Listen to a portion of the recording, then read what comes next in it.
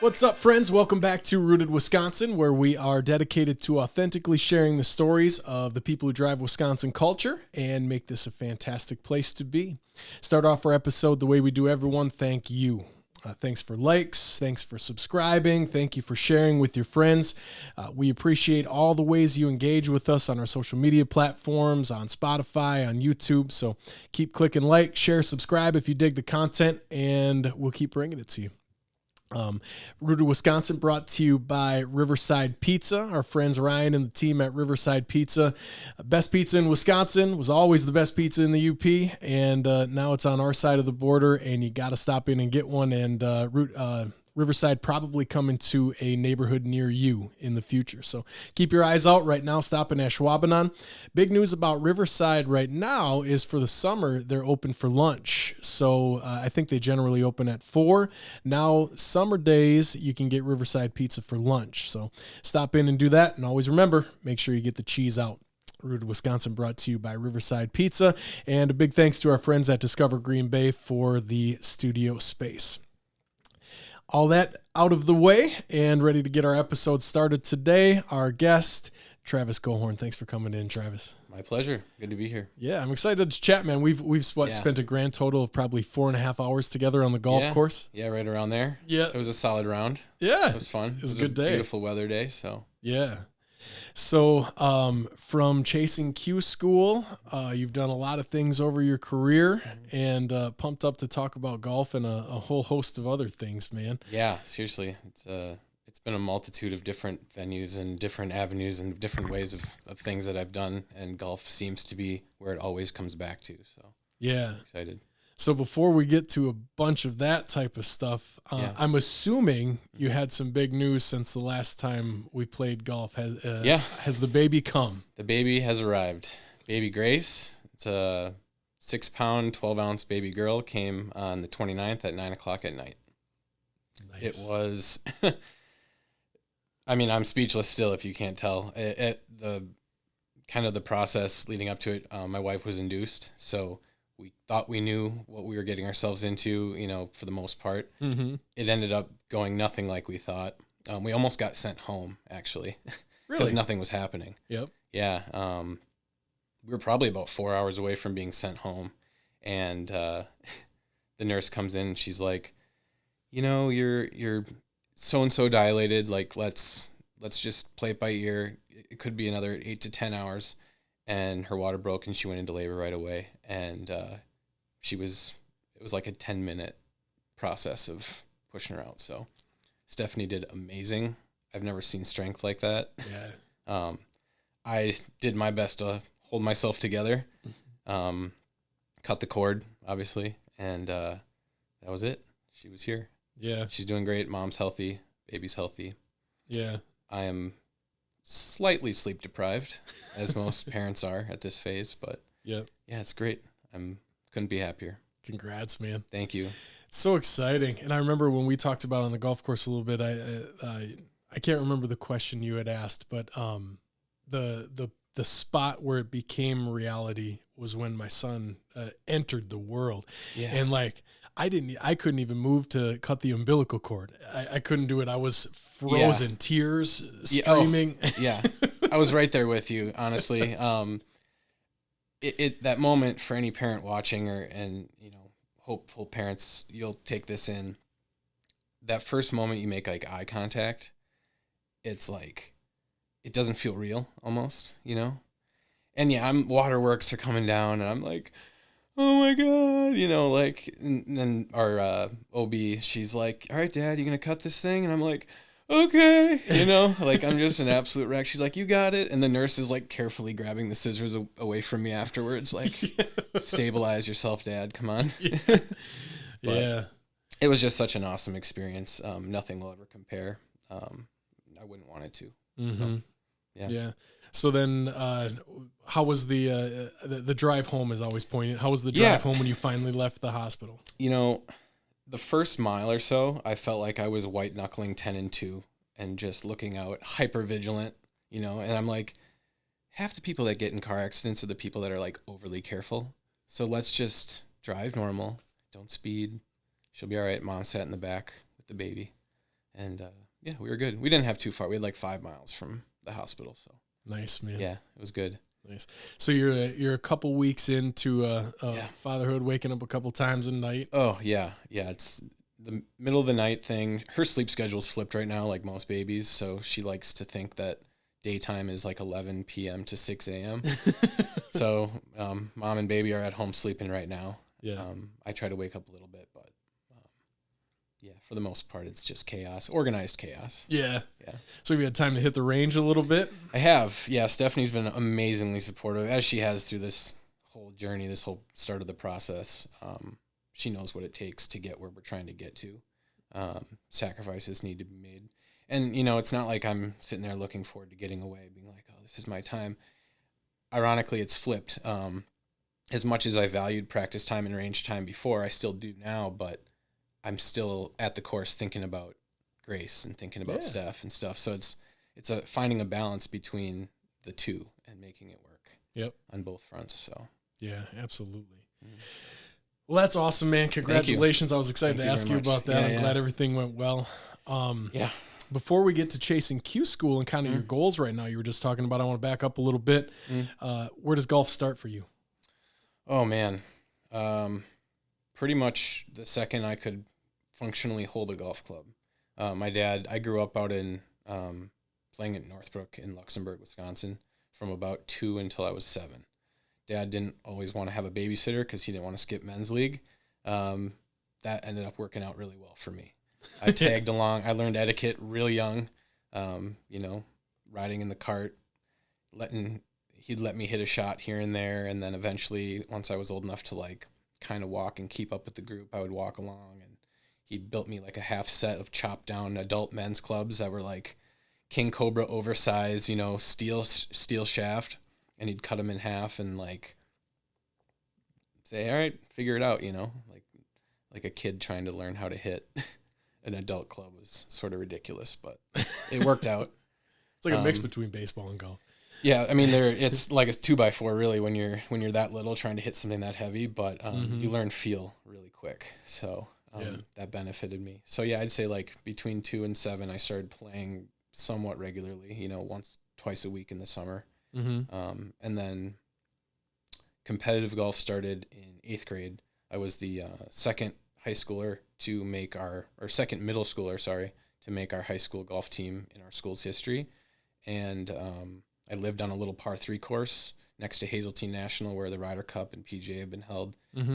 Caddied at Hazeltine growing up through high school. Oh, nice. Played a little bit in high school golf, and then, just sort of took off from there. And you were saying kind of throughout your life, there's been, like most golfers, there's been intimate relationships, times when you put the clubs away for a little while. Totally. What's that ride been like for you? When did you put them away? When did you pick them back up? What made that happen? It's been a total roller coaster. Highest of high and the lowest of lows. There's been years where I didn't play at all. I would say, probably 2008 to 2011, I probably played less than 10 times. I was in school up in St. Cloud and St. Cloud State University in Minnesota, and just had different priorities, like being with friends, and I was partying a little bit, nothing too crazy, but social life was way more important than golf. It was a second thought. So yeah, I just didn't play. I would say 2019 was really when I started to want to take it seriously. And it's been inconsistent from then even till recently, honestly. I would say 2022 to now is when it's been at the forefront. But here I am I'm 35 years old. So that's I think what makes this whole process a little unique is I'm starting something at an age where most people would quit or start to view other things as number one priority. So, especially when you think of athletics, right? Absolutely, yeah. Athletics, I mean, 35 golf's a little different because you can spend some time. I mean, there's a whole Champions Tour and everything that you can golf for life, and that's the thing. But yeah, when you think about professional athletes, I mean, I'm going to be 37 in August. I rolled my ankle pretty bad last spring playing basketball. Yep. Just haven't been able to play since. Like that happens at our age. You just shut down. You're like, your body's, this is just what you do now. You're done. Yeah. I feel that. And I have, handicaps in myself. I have, I think I mentioned on the course, I have scoliosis as well. It's a 25-degree curve from my T9 to my L4 vertebrae. I also have a little off-kilter hip angle. So it's an excuse for sure, but I make it work. I'm not going to lean on it entirely. If I don't make it where I want to go, I'm just not going to use that. So, age, body, certain limits. There's going to be plenty of things that you can say along the way, being like, oh, I can't do it because of X, Y, and Z. Like, that's just not an option. Mm-hmm. If it happens, then it happens. But I'm certainly not going to have that in my back of my mind while I'm doing this. Mm-hmm. So. Yeah. One thing I wanted to talk about today from when we were golfing, you said you picked it back up in 2019 and you had some stories about pretty stressful work environments, and that golf was a kind of a release for you, or an escape, you might call it. Yeah. And I resonated with that completely. Yeah. Because like for me, and actually, with the whole Scotty Scheffler thing that just happened, where he got arrested and everything, and then he was like, "I'm excited to play golf because everything shuts off, and that's where I like to be. That's where I'm calm." Yep. I see so many people who golf that like I don't know if it is that for them. Like they get so upset golfing, and like it doesn't seem like an escape for a lot. But for you, you said it was kind of something that you chased because of some stressful jobs that you had, right? Yeah, absolutely. I would say, as far as if you put golf aside, that's right. Actually, if you want to move it a little bit closer to your face. Oh yeah, sure. There you go. So I would say, outside of golf, security has been my career path for the last decade or so. I've worked different from executive protection, armed detail, patrol, unarmed, static, boring post sitting stuff, mall cop, pretty much every type of security you can work in this country. I've worked a little bit of it. And the peak of that was 2020. I was in Minneapolis during all the George Floyd, Derek Chauvin stuff. And Minneapolis turned into, for lack of a better word, a war zone in some places, fully armed. I mean, I remember many nights leaving, 10 p.m., putting on my Kevlar vest and grabbing my AR pistol and walking the streets of St. Paul in Frogtown, feeling like this is what war must feel like, because you hear shots going off. You hear, like, you can hear it in my voice, like it's still not fully healed.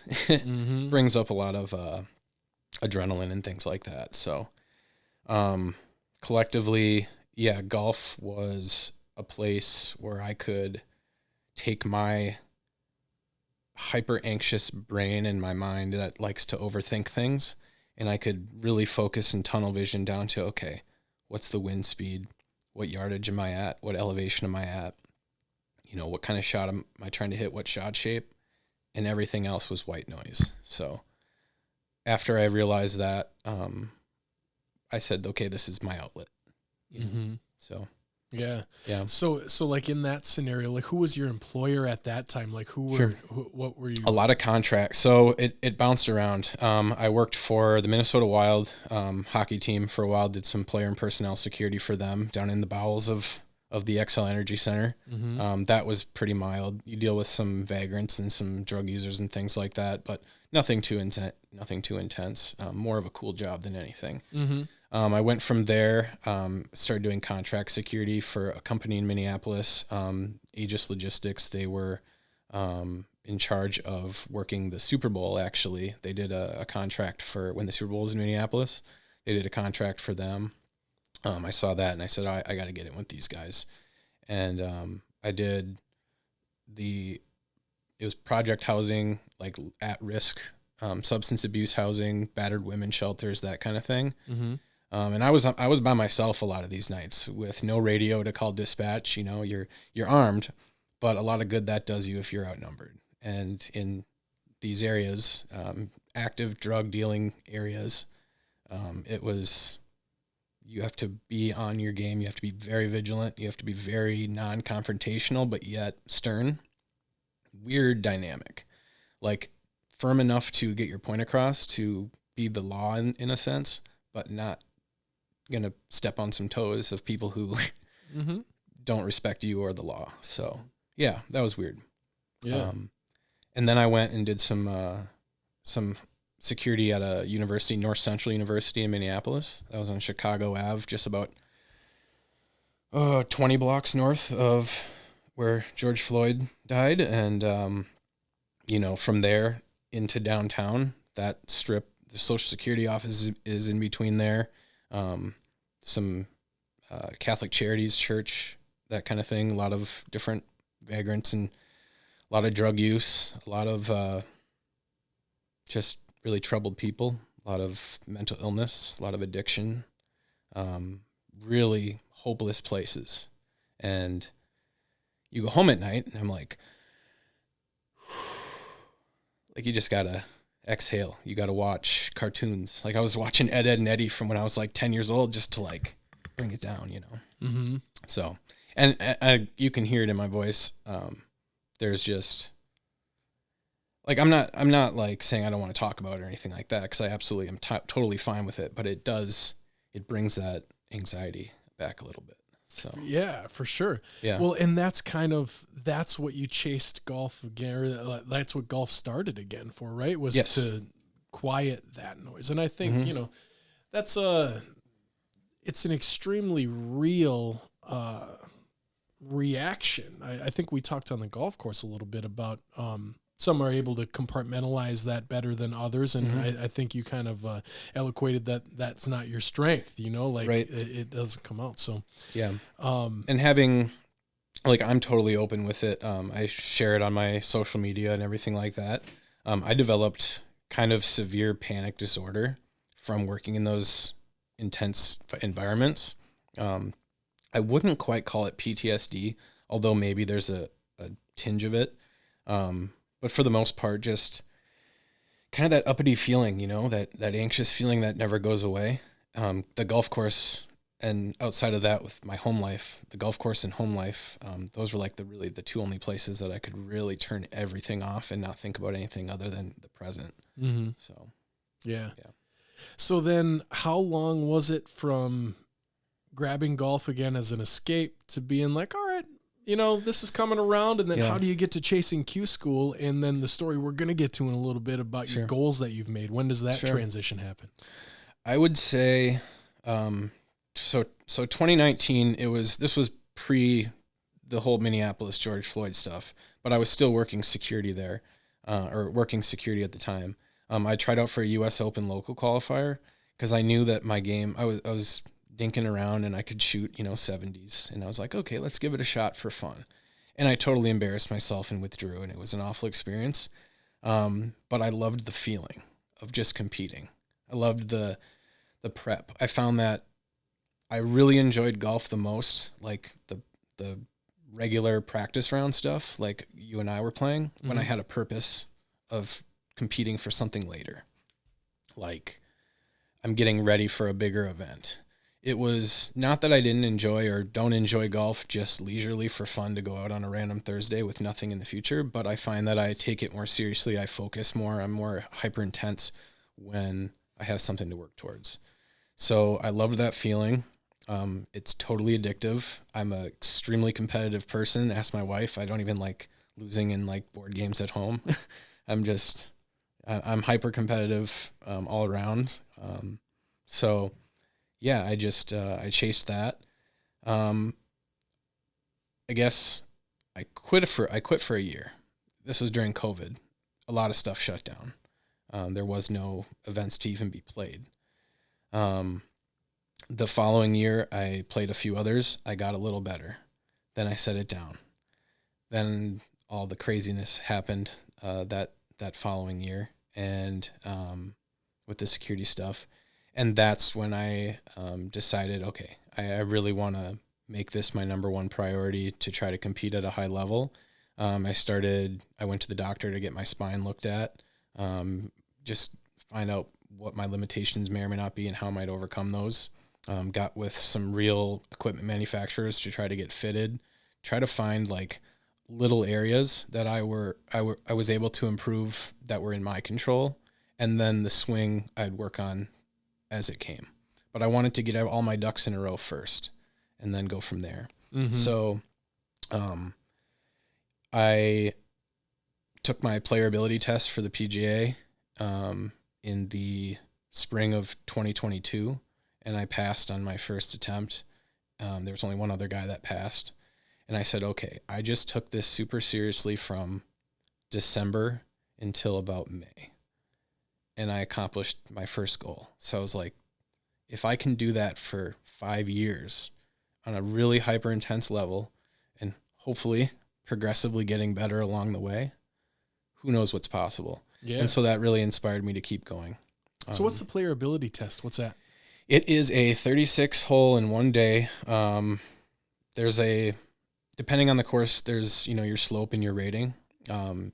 I think the course that I played, you had to shoot like 275s or something like that, or a combined score of right around there, 150. So that was my number, right around there, 150 or 152.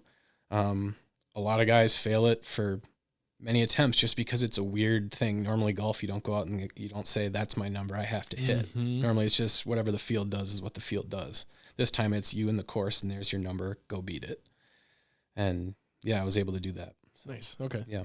So it was just straight up 2 rounds of golf in a day. 2 rounds of golf in a day. And what, does somebody like follow you and like watch you? You're playing with other people that are also trying to get their card. Okay. I guess it's called a card. It's obviously there's a difference. When I say I got my PGA certification, that it's different than obviously PGA Tour or Korn Ferry or any of those. Yep. It's for your section. It's basically if you want to become a certified head pro, which was and kind of is still on the back burner of if all else fails, I know that I have that kind of. Not that there's anything wrong with that. Some of my best memories are with head pros around the state, giving me lessons and that kind of thing. So, I would be honored to do that either way. But, yeah, number one goal is playing. Gotcha, yeah. Yeah. Nice. Yeah. Okay, so you passed that after 6 months of prep, and then... so this is where the story starts to... Yeah, go ahead. Oh, I'm sorry. No, go ahead. You can tell, you got me excited. This is where I think the story starts to get a little interesting. Obviously, I'm biased, but there was an event that was called the Tape Mark Pro-Am. It was one of the more prestigious events in the Minnesota section, and it was a qualifier to get into that. A lot of guys are grandfathered in from previous years' play or, status through the section. But I was one of like 10 guys that had to try out. And I ended up shooting 1 under and medaling and winning that qualifier and getting in. And I got COVID 4 days later and had to withdraw from the event. So my first pro event that I won the qualifier for, I wasn't able to play in it, which really bummed me out.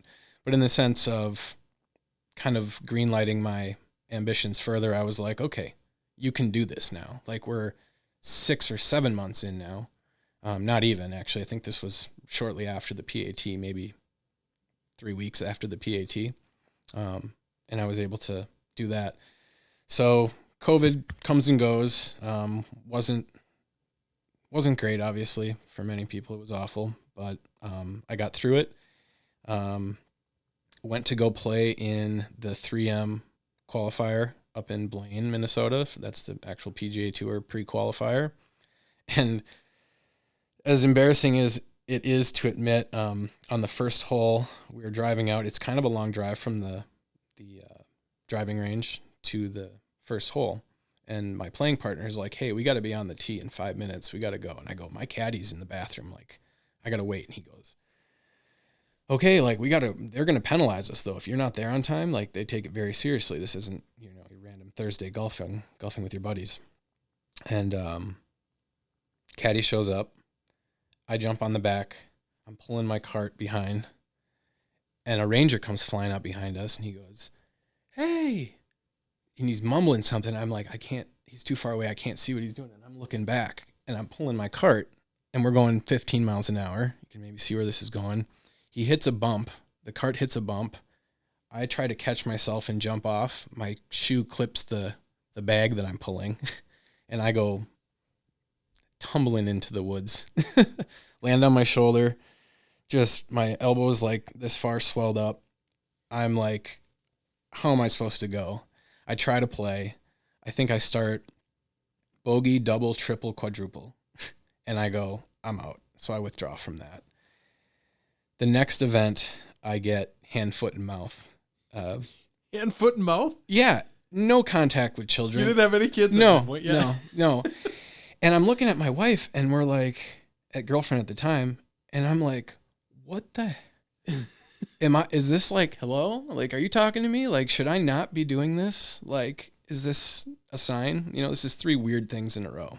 I mean, COVID, not necessarily weird, but the timing was, you know, didn't get COVID for 2 years, and now I get it. So yeah, it was odd. The sequence of events was like, okay, I'm being tested here.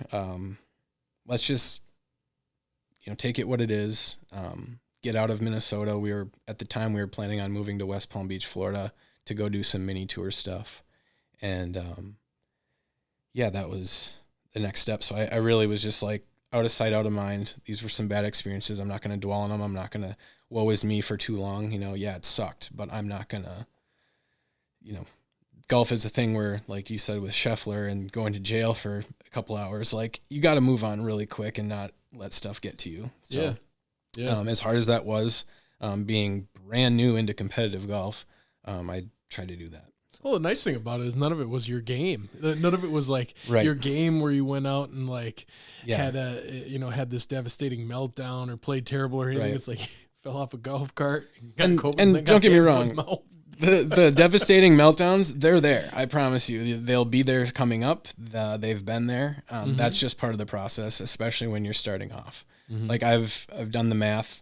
I've really only played like probably 12 to 14 competitive events since high school, which some people would be like, what are you doing, dude? Like, most people have done that in half a season through middle school or early high school at the latest. Mm-hmm. So I don't look at it like that though. I look at it, I passed my PAT.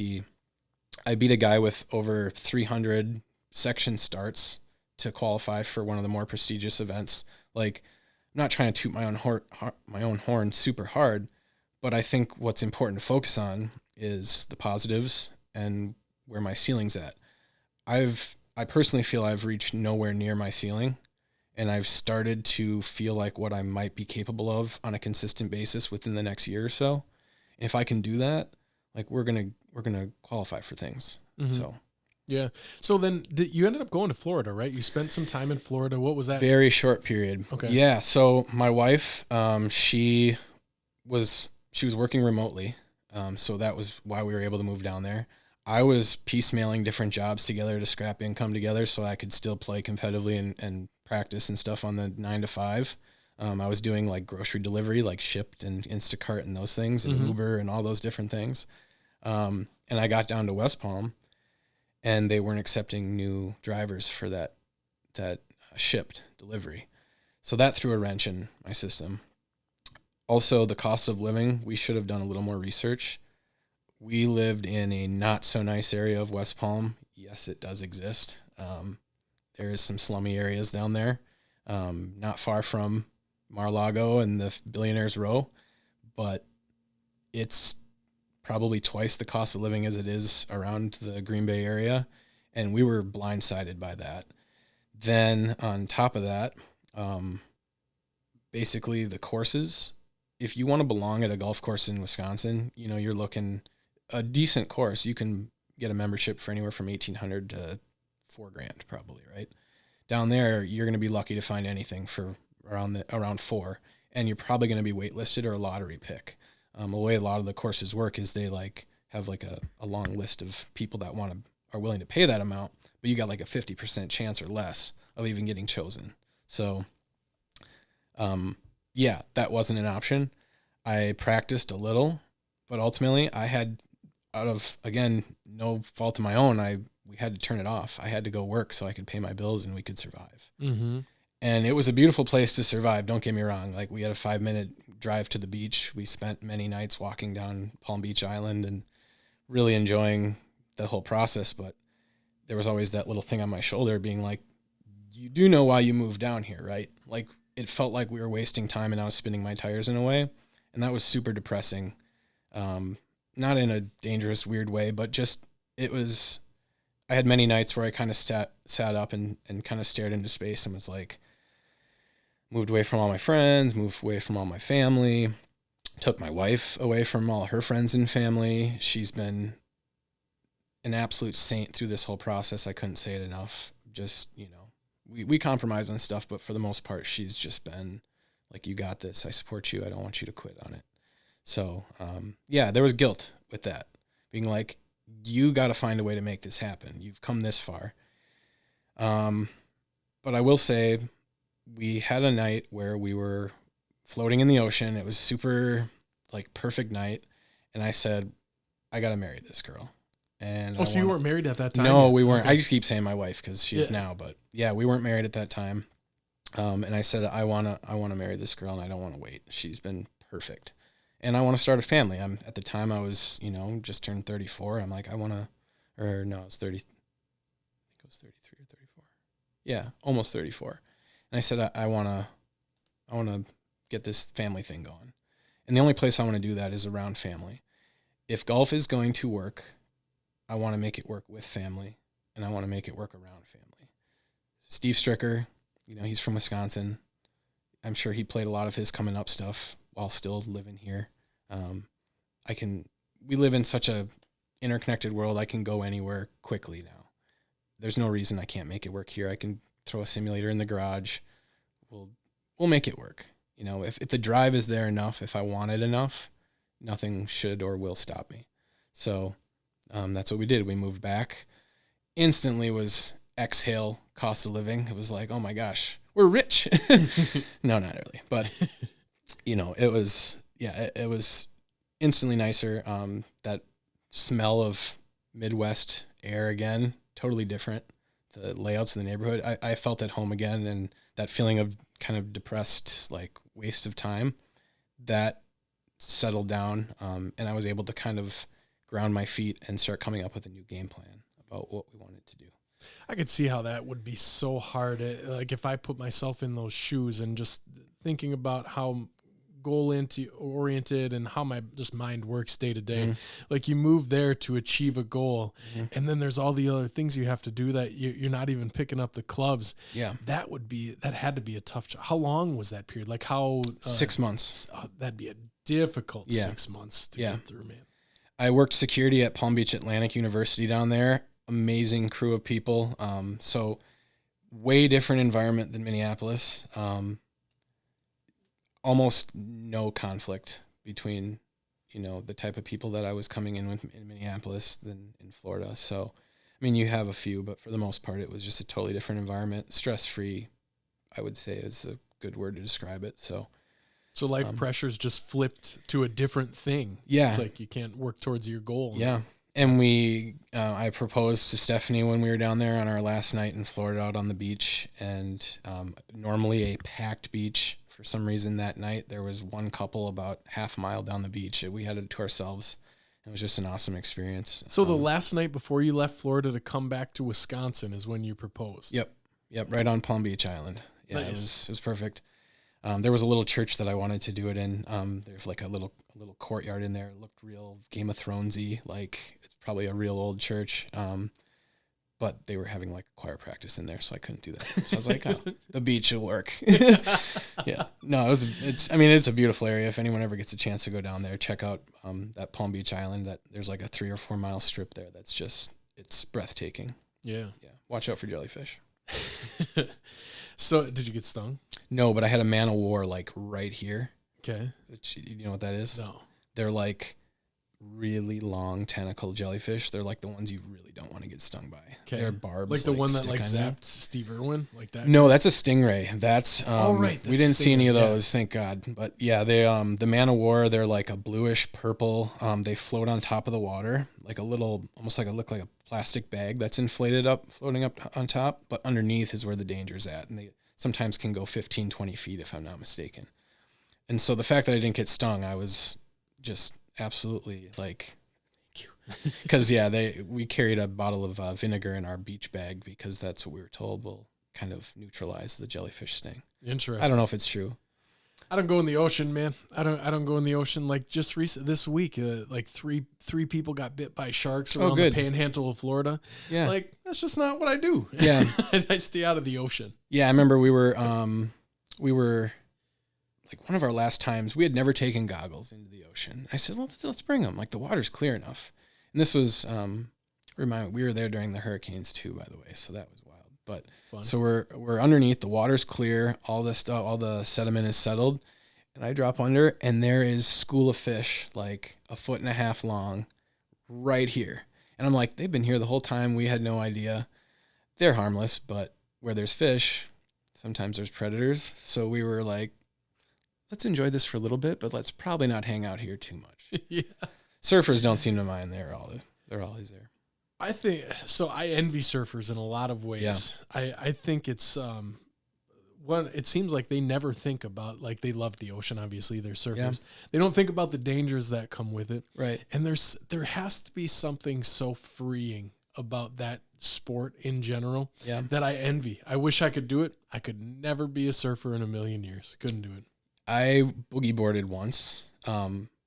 It was quite the rush. Not going to lie.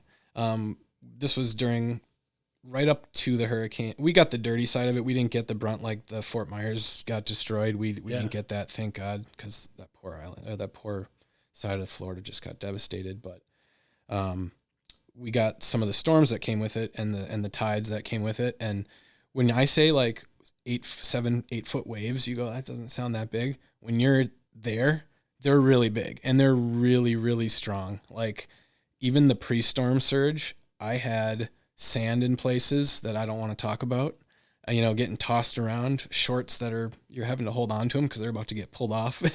But yeah, the boogie boarding, it's just a fun experience. So yeah, recommend it. Nice. Yeah. So that brings us pretty much back to Wisconsin now, right? So was Chasing Q School, like your social media brand, was that going at that time, or did you start that here? So I had a golf page at the time. Really kind of experimental. When I moved to Florida and we had to bail on everything, I deleted that page because I just felt so ashamed, kind of like I had hyped up this game, like, oh, we're moving to Florida, we're doing it, I'm gonna play the mini tours. We were moving down to originally play the minor league golf tour, which is up and down the east coast of Florida. Mm-hmm. There's probably about 150 mile stretch where there's probably close to 40 events, 50 events all year, cash games. They are pro events. Brooks Koepka played on that before he turned pro. Chase Koepka played on that before he went to live. There's countless guys that have some sort of status or have played on the PGA Tour or are playing on the PGA Tour that at some point or another played on minor league golf tour. So I was registered for a lot, but I just couldn't afford to play on them. Mm-hmm. And I had some potential sponsors lined up, but none of them were quite ready, especially with the way the spring went with all those weird fluky things happening. I wasn't able to prove myself. And as business owners, they're not going to give cash to anyone that doesn't have a track record. Like, that's just a stupid investment. Mm-hmm. I wouldn't do it either, so I don't blame them. But yeah, I had to move down and had to take care of it on my own dime, and that wasn't an option. So I had to withdraw from all those that I had registered for. Fast forward, we come back here. And now I got this new tour that I'm playing on. It's the Northeast Wisconsin Golf Tour, the NEW.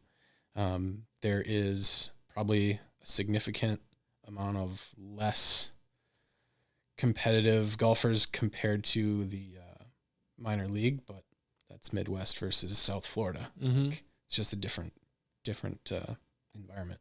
Yeah. So. Yeah, golf is different here.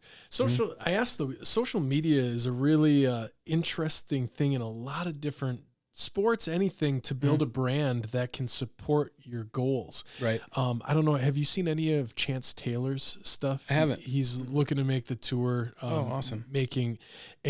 He's doing great on social media. Like, he's got hundreds of thousands of followers. Like, he's doing really well. That's awesome. And it's just it's something that 20 years ago, nobody would have ever thought of No. that's going to support a goal like that. Right. Yeah. And it's interesting to see you doing the same thing about how the two can really come together. And anything from sponsorship, because it looks like you have some sponsors now too, right? Some of that partners, probably. I would say. Yeah, there's no cash sponsors yet. That's sort of the goal. I don't know if you want to trickle into goals at all, but I can, if you want to stay hovered around the social media thing for a second. It's a weird dynamic between trying to play something professionally, especially something that is so mentally challenging and pressure based like golf, while also hyping yourself up. And it's essentially having social media and having a presence like that and building your own brand is adding pressure to something where it normally wouldn't and shouldn't be there. Like guys who are playing from the organic way up, the normal way to get where you want to get, they're starting in high school, they're going to probably D1 or maybe a high level D2, and then they're turning professional on the mini tours and then the developmental tours like PGA Americas or China or Latin America or whatever it is, and then Korn Ferry and then PGA Tour. They're not, that brand that they're exposing to the public probably isn't a main focus of theirs until they get to like Korn Ferry. Mm-hmm. But for someone who's starting at an off beaten path, you kind of have to play catch up. And you need to utilize every resource that you can to get to that point. At least that's what we think we need to do. That's what I'm trying to do. So, it's like I'm playing the social media role of someone who's already there. It's kind of like fake it till you make it in a way. So it's a weird dynamic because it's like you have to you can't get better in private. You can't have your embarrassing rounds in private. Everything is out there. Mm-hmm. They know about your 87s that you're going to go inevitably shoot at an important event, So there's no hiding. That's an oddly specific number. Did an 87 happen? Oh, I'm sure. Yeah. 87. There's been, I found that my terrible golf used to be like when nothing goes right. My terrible golf used to be like 85 to 90. And I find now that it's going to be like 78 to 80, 81. Mm-hmm. So we're getting better. Mm-hmm. Yeah. 87's under the right circumstances. I'm sure it's still in there. Yeah. It's golf. Well, that has to be a consideration, right? As we kind of creep into talking about goals and Q school and that has to be a consideration, right? Because our worst rounds of golf, like when you think about your worst round versus a tour pro's worst round, they're still a long ways apart, right? So like, as you think about that ceiling you were talking about earlier and what you're working towards, that has to, those things are tough to push out of your mind, right? Especially in golf, because it's really easy to think about your bad shots in golf. That's what golf is. You know? Yeah. So like, that pressure you're talking about building the social media brand. And I think a lot of the pressure comes from putting your goals out there to everybody, right? Because then people know them. Yeah. That makes it real. Yeah. I think a lot of people set a goal and then work towards it privately, and that's safe, right? It feels that's the logical, normal thing to do. Yeah. Why would we do that? Why? Yeah. That's no fun. So, it's an interesting thought as you start thinking about what your goals with the game are and stuff. And I didn't know much about Q School before we had talked. Yeah. So like, what is that? What's next? What are you working towards, and what are your goals? So right now, I have basically one or two events that I am looking at as not sacrificial, but kind of preparation until the heart of my season. Then the heart of my season starts the middle of next month, and there is 10 events in 9 weeks. And that is like, we're building a resume. I mean, it starts now, but we're building a resume to try to get sponsorship for next March when I register for PGA America's Q School. That is, there's a PGA America's, if you're not familiar, anyone's not familiar, is a new kind of merged tour that took PGA Tour Canada and PGA Tour Latin America and made them one. They are still separate in the sense of there's 6 events for PGA Tour Latin America, and then there's the North American Swing, they call it, with a Q School in between, which is 4 rounds. And top 9 people get full status for the North American Swing, and the remaining 10th through 25th and ties get some sort of conditional status through the remainder of those 10 events for the North American Swing. They say North American, 9 of them are in Canada, 1's in northern Minnesota, but I guess, it's still North America. So yeah. And that's out of how many, so there's 5, I believe 5 sites, and each one gets those 1st through 25th in ties, by the way. Oh, okay. Each site does, not total. So that would be insanely difficult. It still is, but that would be almost impossible. So, but each site, I'm not sure if they change the location each year, but I know that there's like one in Canada, one in like Texas, Florida, probably like Kansas City, something like that. They're spread out.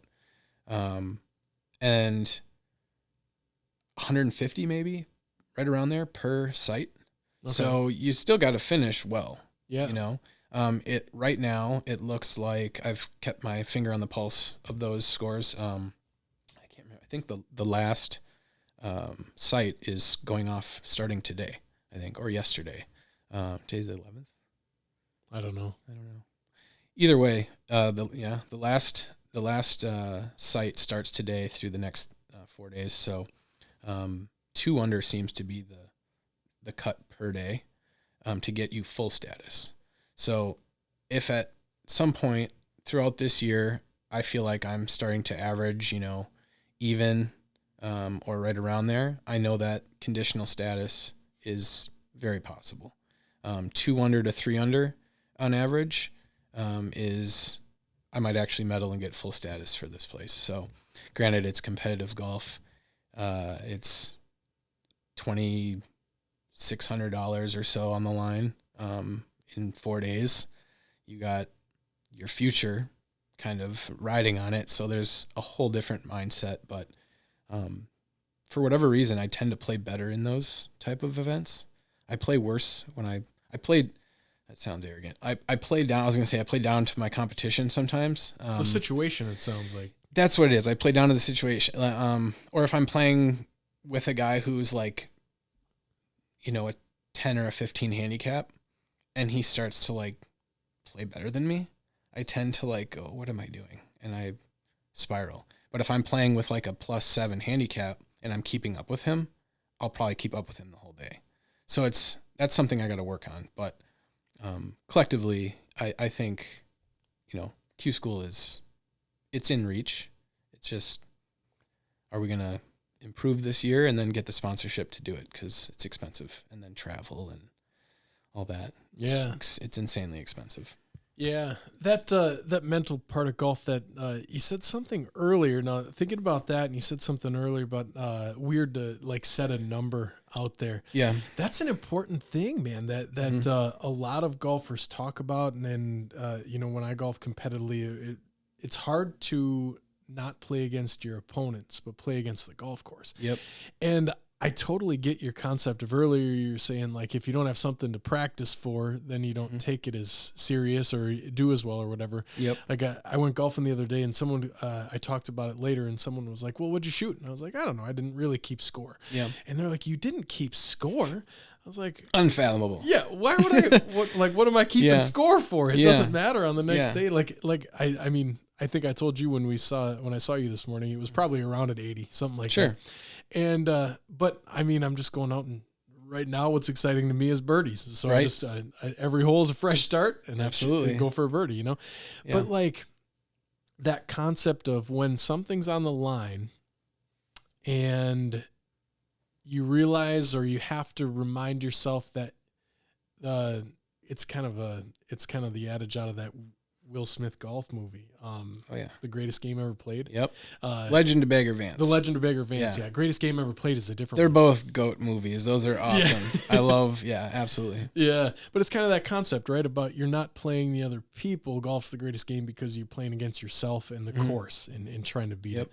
And for me, I know I always, on the mental side of golf, Mhm. it's so easy to fall off the rails if you think about the wrong thing at the wrong time or something like that. Yeah. And that concept, thinking about what your goals and what you're working towards, it's interesting to think about, you know, because you said 14 tournaments you've played. Yeah. Like you can mold yourself yet because you don't know Absolutely what it is. So you can Yep. Intentionally focus on those things. And I'm learning to, I think this is one of the benefits, and there may be plenty of pitfalls and challenges at doing, getting to my goals the way that I'm going about doing it. But I think there's some perks too, is I am fresh. You know, a lot of employers like someone who's green because they get to shape them how they want to. I'm learning how to play not just professional golf, I'm learning how to play competitive golf against professionals. So like my learning curve is real quick. It has to be, but it is, thankfully, I think anyway. I played with a guy in the US Open local qualifier at North Shore Country Club a month ago. He has played on, he actually just got through PGA America's Q School. He medaled. But I watched certain intricacies of his game that I'm like, I can pick that up. I'm going to take that note down and I'm going to remember that. And that's not going anywhere now. Something as simple as like his pre-shot routine. Like it's super structured. He doesn't miss a step. It's the exact same every time. Repeatability is golf. Like that's super important. So like, I'm going to make sure that I ingrain that in me, you know, step one, grip, stance, posture, commit to the shot, go. And it's like that. I told you I was going to hit that thing. That last mental thought, you know, they say, what's your one swing thought before you go? And it's like, really don't let anything else in there at that point. So yeah, it's just little things like that I'm learning from different pros along the way. I think is super valuable and it's fun. And each occasion that I have playing with someone that has more experience or is better than me on this journey up, is just exciting and it's fun because I get to do something that most people by my age have already quit by. And by the way, I'm like 10 years older than a lot of these pros that I'm saying are more experienced and better than me. Yeah, it's a weird, I've tuned out age entirely. I actually have a board at home that I write age and time does not matter. It's how you feel, how your body is prepared, and how your mindset is. And that's it. Like I could care less what age I am really. Yeah, absolutely. And the work you put into it. I mean, look at the whole like Michael Block, fantastic story, right? Like if he was thinking about age or like career path at that time, you know, he obviously wasn't. He was just playing great golf. And I saw him, he's built an entire career out of it. I saw him in a commercial, like a really high sponsorship the other day. That was during the PGA, right? Well, yeah. What was it though? What was? I can't remember. I do know. I know what you're talking about though. I saw in a commercial. Yeah, with other big name. Yeah. It was great, but I can't remember what it was. Yeah, but I know what you're saying. But that's the I think that's one thing that is fun to think about with your goals and what you're trying to do, because in golf it's realistic, right? Like if we were having this conversation and it was somebody trying to make the NBA or something, it's like, well, that's not going to happen. Totally. Like, totally. Yeah, you are mentally ill. Yeah. But in this aspect, like it's doable. You know, golf is such a fickle game that the highs are really great. Like you can shoot some great golf, and if you get on a roll, like it happens. And then look at some of the best players in the world. Look what happened to David Duval. Like, one of the best players in the entire world, and then all of a sudden, like, he can't break 80. Falls off. Yeah, it's such a fickle game that like a little bit of positive momentum and a lot of work and confidence in yourself, you can get there. So that's what I think makes it fun. Yeah, man. It's like absolutely the age doesn't matter so much. And I think there's a lot to be said about, are you just enjoying the process? If you're not enjoying this and you're playing for the money in the end game of making it to the PGA Tour and the fame, you're not going to make it. I promise you won't. You know, it's, do you enjoy getting out there and hitting 200 balls a day? Do you get out there and enjoy, you know, rolling 100 putts, rolling 200 putts, hitting your chips? That whole grind of the monotony of, you know, being out there, getting sunbaked, getting awful farmer's tans and hat lines and, you know, all that stuff. Do you enjoy just the process? And I do. And having experienced you know, a blue collar, for the most part, really unsafe work environment, stressful 9 to 5.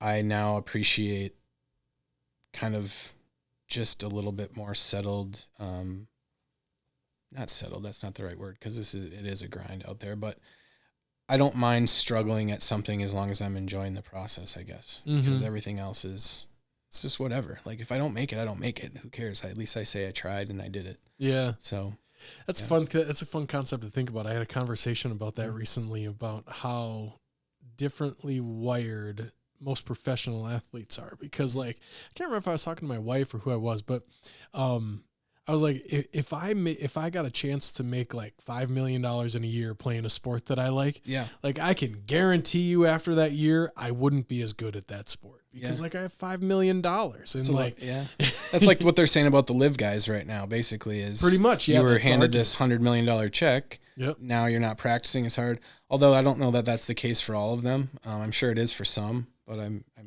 think we've seen Koepka's still at the top of his game. You know, a lot of those guys. Well, DeChambeau's still killing it. Oh, he's unbelievable. He's got that mentality though of like, they call him the scientist for a reason, right? Like you have to be a little nuts, you know, in the most respectful way possible. You do, in order to play golf at a high level. There has to be a little OCD. There has to be a little, not necessarily narcissistic tendencies, but you have to want something so bad, and so much has to take a back seat for at least some of the time. And that is hard, having a newborn, having a wife and a family life and all that. That balance, it is tough. And I think you see that on PGA Tour now. There's a lot of guys who are middle of the road, like they make cuts, but they're always around like the top 40. You know, they're not household names, but they've maybe been on the road or on the tour for, 10 years. I'm sure they're better at balancing family and home life and all that. Yeah. Versus the guy like Tiger, he said before he had his kid, for the most part, that's all he did. He eat, sleep, and breathe golf, and that was it. It's like, you have to, if you're going to be the best. So yeah. I think of a career trajectory of something like Ricky. You know, like he seems like he must have found some balance along the way and become comfortable not chasing after something. He's so chill too. Right? Yeah. I mean, I don't know him, obviously. Have you seen the Netflix special? I feel like they were pretty candid with him on that. I haven't watched it, but I know what you're talking about. Yeah, I haven't watched Full Swing that much. You got to check that out. The season 2 came out. It's so good. It's so like dialed behind the scenes about what some of these guys' personalities are. At least I think anyone can fake it for a little bit, but for a full season, like, something's going to come out. If you're good at reading people, you're going to be like, that guy's a little fake. Yeah, kind of like disingenuous. Yeah, you can just tell. But Ricky seems to be like a genuinely good, very chill. I mean, he's California chill. He's like that. Hey man, like yeah. That's kind of what you need to have if you're going to be good at golf. But yeah, you got to be able to let it roll off. Yeah. I always remember my golf. My golf coach would always say, "Don't let the highs get too high, and don't let the lows get too low." Yep, that's always the thing. Yep, and I don't know. I've always been relatively good at that. I don't get too jacked up on the golf course. You hit a bad shot, it's like, well, it's golf. It's gonna happen. But trying to mitigate risk, like at County the other day, I stuck one in that pond. That hole that you have to hit like 3-iron or 4-iron off of, and then it goes left, straight left. Yeah. Big crowned green. Yep. Ballooned. I think it was a 9-iron. Ballooned a 9-iron up. Went in the drink, and I had a pretty good back 9 going. Yeah, you did. And then it's like, whatever. Yeah. It is. There's so many variables with golf too. It's wild. Like, you could have your number right. You could do everything right. And if your spine angle's off like 1 degree and the wind picks up 6 miles an hour, it's now a terrible shot. Yeah. Congratulations, you suck. Yeah. Like, and that is a tough thing to remind yourself. Like, it's an ever, changing process for me. Like, I really just need to stay in the moment more. Like, it's, like I said earlier, this is a 5-year plan. There's things, and it's not straight linear, right? Like, there's ebbs and flows, and we hope that our progression is going up continuously collectively, but it's still, there's going to be plenty of downs, some steeper than others in there. And mentally is hopefully something I improve on, but I'm sure there's going to be days where Grace kept me up all night because she's crying. Like, I'm, I got 2 hours of sleep, but I got to go play in an event, and maybe I'm a little more stressed that day, and bad shots are going to get to me. So it's just going to be, you have to be more fluid. You're going to have to be a little bit more chill and be better at adapting to stress. Yeah. So. Fatherhood will make that happen. I've come to learn. Good. Yeah. I can't wait. Yeah. It's I need it. The sleep thing. It's really interesting. I was really nervous about that because I've always been a person that needed like an X amount of sleep to like feel good the next day and stuff. Yeah. And for some reason, it didn't matter for me. Like I'd wake up 3 times a night and still be able to function. Is very strange. Something that I worried about a lot. You have to. Yeah. It's like, well, all right. What are you going to do? Not do it? Right. Yeah. And Neglect I think your child? Yeah. that's what it is. It's like what you're doing it for. Right. Yeah. So I think, I mean, if I put myself in your shoes, the harder part, it's not going to be waking up at night. It's going to be leaving for 4 days. And then. Yeah. And we're already, joking 10 days in, we're like, how are we going to drop her off for daycare? And Steph's like, you're going to have to like go without me. I can't physically leave her from that moment. It's going to be tough. I'm like, yeah. Or the first time I have to fly out to an event and go play, that's going to be really rough.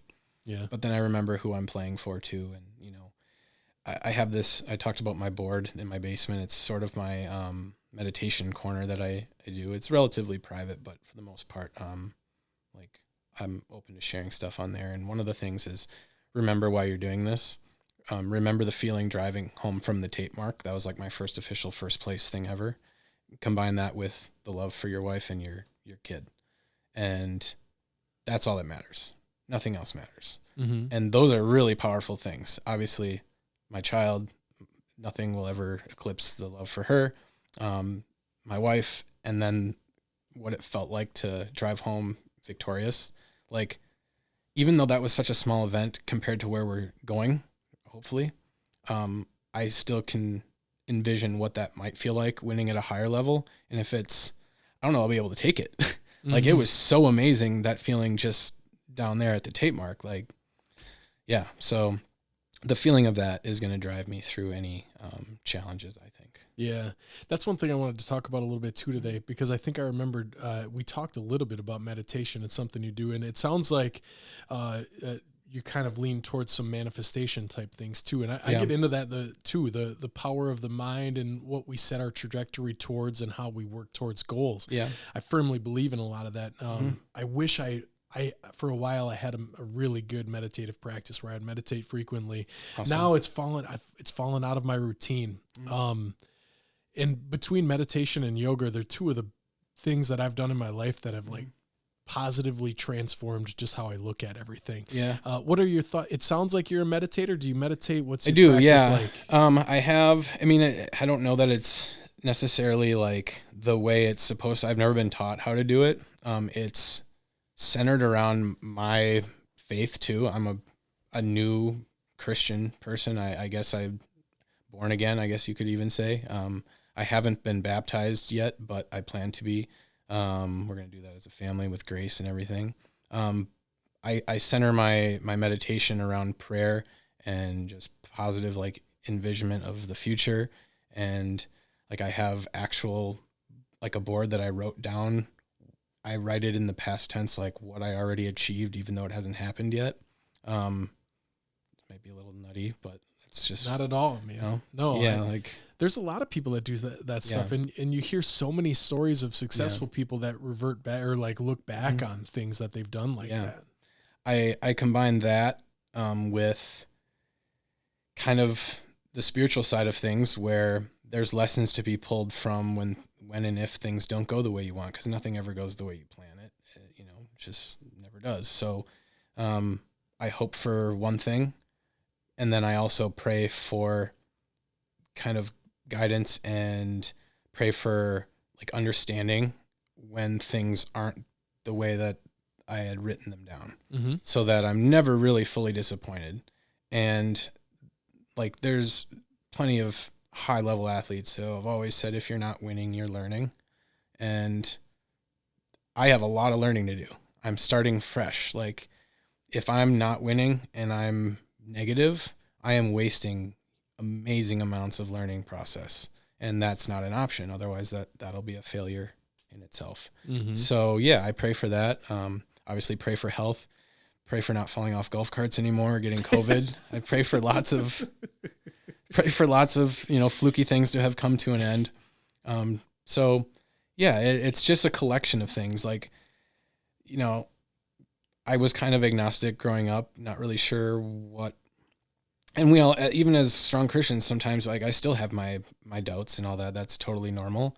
I feel like we're all just trying to do our best we can on this earth. Like no one's perfect and no one has the perfect routine or no one's living the way that we're supposed to be. So it's like, yeah, I combine everything and just go, okay, like get me through this. We'll figure it out. Like be fluid, Bruce Lee, be water. Mm-hmm. That's the whole thing. So. Yeah, that aligns with a lot of Eastern philosophical principles of the path towards enlightenment and the middle way. There's actually something called the middle way. Interesting. Yeah, super cool. But yeah, I love that, man. I have a manifestation journal that I do every morning, and that's awesome. It's half about goals and half about just who I want to be as a person, and super healthy. And it helps so many things, and who knows what it does or affects, but I do know what it does is that not so much outcome, but what you're working towards. It helps me focus on what I think is important. That's what I use it for. And I think that is probably the foundation of why people that have used it successfully works, right? Because what we focus on grows, right? It's like, okay, what you water in your garden is going to grow. Yep. And if you consistently keep things top of mind like that, totally, it's gonna produce some type of results. Yep. And when you combine that with working hard at something, you're bound to have good results, because if your consistent attention is there and then you put the work in, something's going to happen positively. Yep. When you look at golf, like how many people do you know that every time you go golfing with them, like they'll shoot 92 and complain about their bad shots, but then like throw the clubs in the car and then not pick them up again until the next time they golf and think it's going to change, I think that's a lot of most people. Yeah. Most people. Yeah. Yeah. And that's fine. Right. Be content with that also. But Yeah. then don't come out and be hollering about playing bad golf. Yeah. You look at it like a workout then. Yeah. You're like, totally. I agree with that 100%. Time with your friends, time outside, whatever it is. And to come back to what you said about having things always top of mind, I've noticed during my downtimes, I get distracted easily during those downtime, like when I would set the clubs aside or whatever.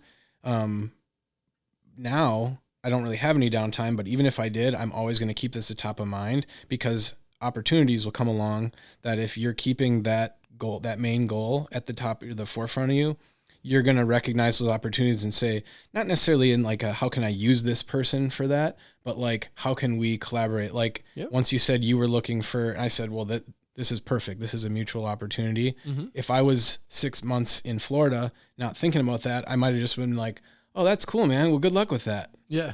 So it's just learning to recognize opportunities when they present themselves, because there's going to be tons of them. Mm-hmm. You just have to recognize them. For sure. So, spoiler alert, man, you're not going to have downtime for a long time. No, yeah, no kidding. Downtime goes away. Producer Dan has 3 kids, so he has like negative downtime. Wow. Like when you have a positive handicap, like he's got he's got the reversion of like not even close to downtime, but just me with 1, man. I'm sure experienced parents are probably looking at me going, oh, you poor son of a, you have no idea what you're getting yourself into. You're adorable with your dreams and your goals. Have fun. Good luck. No, man, I think it's noble. I think it's noble. Thank you. What I fully support anyone who says yes to chase their dream, whatever their dream is, because so many people don't, man. Yeah. So many people don't. It's a shame. And then I think that gets to a point where we've all had things that we would like to achieve and didn't. It gets to a point where it eats at you. Mm-hmm. And totally, if you can make the decision to try to chase something, I fully support it, man. What's your low round? What's your low round ever? 64. See, 64. Yep, that's blazing. Yeah, everything went right. I missed 1 putt that day, and I'll remember it because I left it short. And I don't like leaving birdies short. Was it online? It's like a rule. What? Was it online? Yeah. Yeah. I mean, line changes when you hit at different speed, but yeah. Yeah.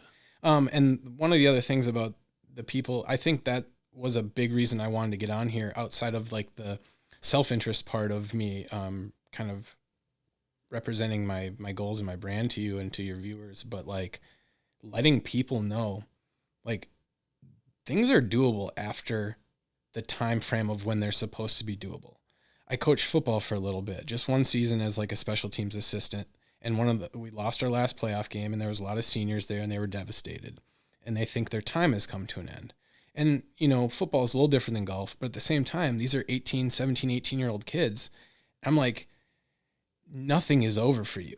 Like, you could get out of high school for the next 4 years, decide that you want to go play JUCO football, get yourself in good shape again. You could walk on somewhere, you know, as long as your eligibility's there. Like, and that's the case with any dream, not just athletics. Like, don't quit just because society says your time is up for your window of opportunity. That's BS. There's no such thing. It's a self-limitation, and it's just not true. So maybe you need to have a little bit of a grandiose delusion in you a little bit just to say, I can do something that maybe is a little more difficult than that. But like, for the most part, like, I really wish more people would try to accomplish things that are outside the box or more difficult than what society says. Yeah, absolutely. Those grandiose delusions, everybody would call those that. Yeah. I'm sure people told Earl Woods, like, oh, you're telling your son that he's going to be you're this, damaging this, him. and this. Yeah. Yeah. And then How'd that work Tiger Woods comes into existence. Yeah. Right. And maybe it only works for a couple, but it did work for a couple. Yeah. And if it did, and if it doesn't work, you tried. Yeah. My grandma, she passed away in 2014. She and I had talked about 3 months before she had passed, and her and I didn't have the greatest of relationships, but she opened up to me really hard that time before she passed, and she said, I have a lot of regrets. And that was really hard hearing from someone that's close to the end of their life, because most people say, oh, I lived a great life. She said the opposite. She said, I have a lot of regrets. Don't have that. And I was like, damn, Grandma, that's heavy. That is. Like, I'm sorry you feel that way. And she loved her family and all that. And she didn't necessarily say she hated her life or anything like that. Yep. But there was things that she did or didn't do that she wished it would have gone a different way. Mm-hmm. I'm on a mission to not have that feeling as much as possible. Yeah. And if that means I, grind my body into the dirt trying to play on the PGA Tour at some point, then so be it. Yeah. So. Well, I hope there's a lot of 64s in your future, man. Me too. Preferably sooner than later, but yeah, we have a fun year coming up. The next 2 years are going to be a big challenge, obviously, PGA Tour Americas.